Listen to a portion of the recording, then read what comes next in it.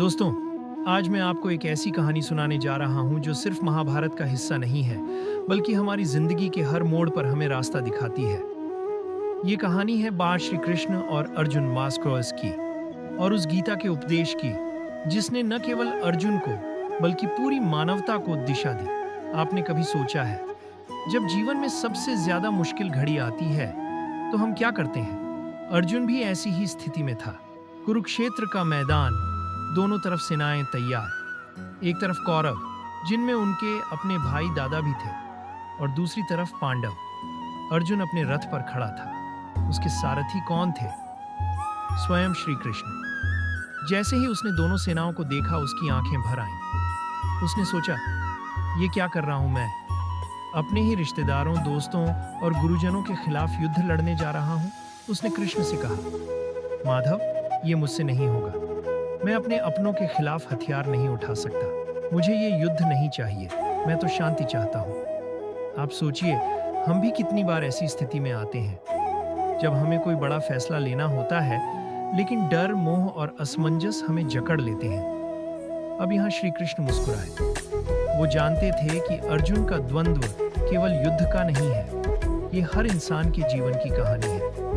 उन्होंने अर्जुन से कहा, पार्थ, तुम्हारा ये डर, ये मोह, सब तुम्हारी आत्मा को कमजोर बना रहा है। ये तो बस तुम्हारे मन का भ्रम है।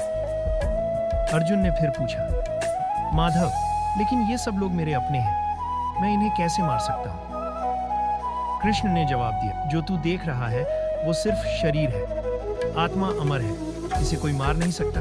मृत्यु तो बस एक शरीर का त्याग है, आत्मा का नहीं।